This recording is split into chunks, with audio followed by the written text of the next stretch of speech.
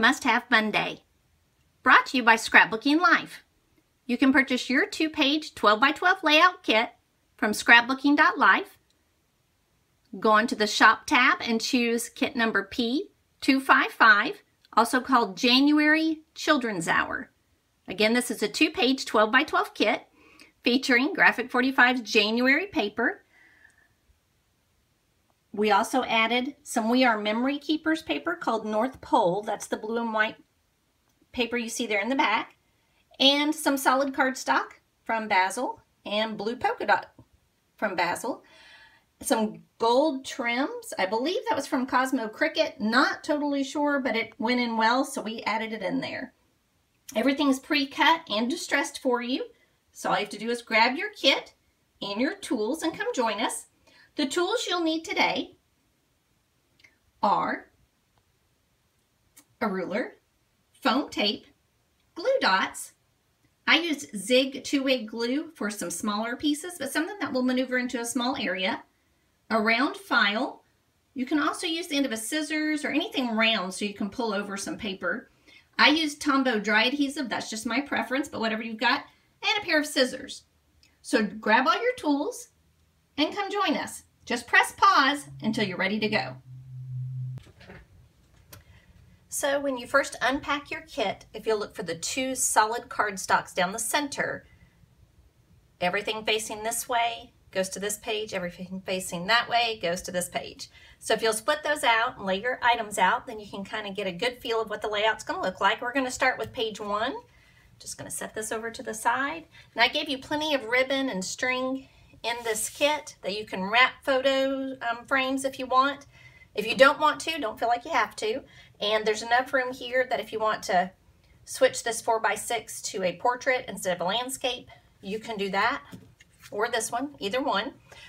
I'm going to use mine as a landscape because that's what the pictures I'm going to be using look the best as. So we're going to start. Now this little piece right here is offset from the edge. These are just going to lay randomly up here.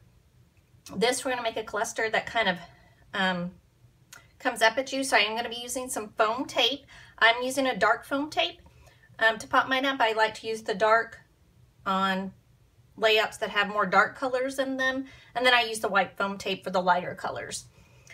This piece right here is part of a journaling card, so it has a front and a back. We're using the back side of one for the opposite page, the front side on this page. This red piece right here, we're actually going to trim, so we save a section of it to use on the next page. So you only get one of these, so when you see me trim that, you'll know that's what we're doing. We're trimming out the center section so I can move it over to the next page. And I think that's about it. So nothing really super hard on this one. I'm going to take it apart just to make sure. Let me think.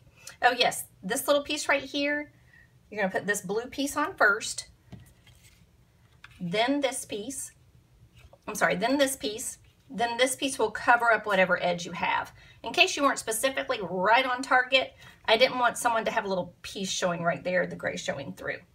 Okay, so I'm going to fast forward through this section. You can watch as I put it together. Feel free to pause if you need to, but didn't want you to be watching me gluing. And in a few minutes, I am going to use a little knot bow. In order to tie one of those, you literally just tie a knot in your ribbon and then trim the edges where you want them to be. Now this is a one-sided ribbon, so do get it the way you want it to look before you pull that really tight, because once you pull it tight, you're done. So get it where you want it to be, then trim, okay?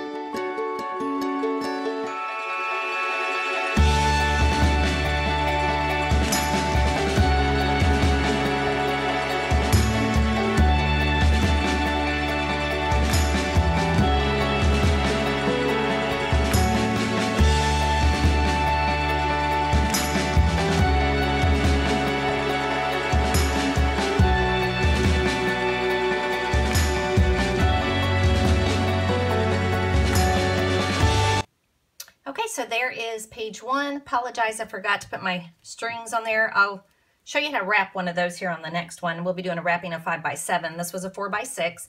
Now, if my twine had been just a little bit thicker, I would have put foam tape underneath these, but I don't think they're going to pop up enough to really notice. And I've left it so that my picture can still slide right in there. Just adhere my picture. So the twine itself does not stick to your picture. It just slides down. This is where I'm going to add this extra little piece right in here. I wanted to talk about that. You notice I trimmed it just so I know it would put enough to cover that one little corner. And now I'm going to trim it again in order so that we can use it on the next page. Okay, so that's what we're doing there. If you don't want to do that, that's fine. It's a 12-inch strip and it's not long enough to go to the next page. And then I just used a circular file to pull those pieces up right there. I'm not sure if I mentioned those in the tools that you would need section at the beginning, the file, so I apologize for that. If your page comes over at all, I just trim that off with my scissors.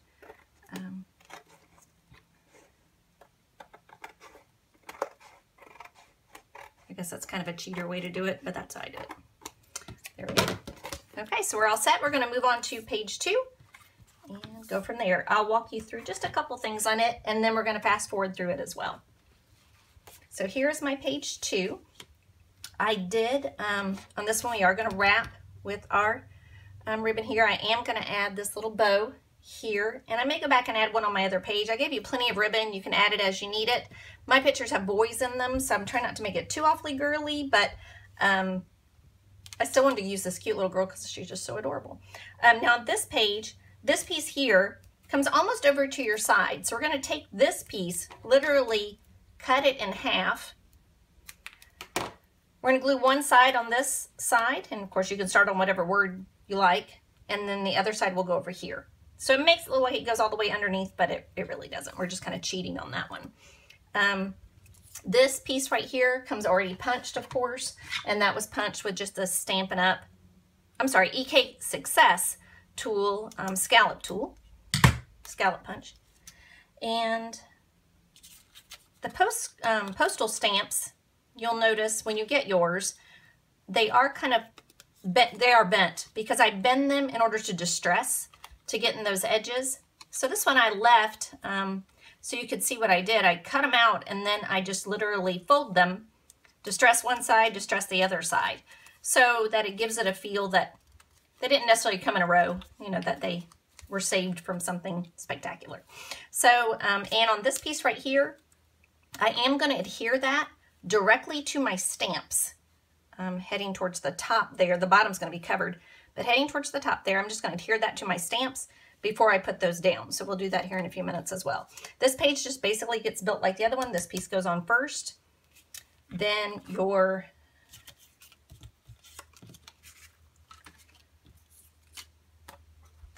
too many pieces. Okay, so this piece will go on, then this one. This one sits right on top here. And again, we're going to trim this piece. We're going to cut it in half as well. Half goes to one side, half goes to the other. Then your little red pieces will go on. This piece sits away from the edge, just like it did on the other side, and this piece sits right here, just inside of it. Now you could use this as a photo frame as well. I'm not going to, I just wanted that little girl to show, but you can do it any way you want to, and you could turn that if you want your photo frame to go the opposite direction. There's room to do that too, and a photo would cover up the wording so you wouldn't notice that it was sideways. So there we go. Okay, so we're going to fast forward as we put that together. I am going to use some foam tape on the back of this little girl here and on the back of my postage stamps. I've already got those on there. So here we go.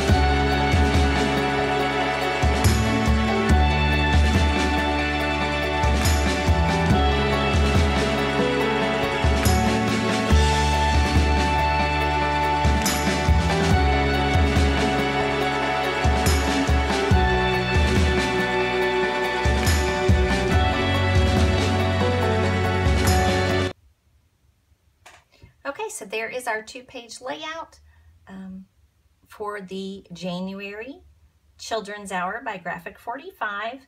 I just love these little people. They're so cute. If you have any questions, please feel free to email me at Sherry@Scrapbooking.Life. And of course, just pick up any of the kits you want there on the Scrapbooking.Life website. You can buy as many as you want, no matter what your husband said. Hope y'all have a great day, and we'll see you again. Scrapbooking.Life.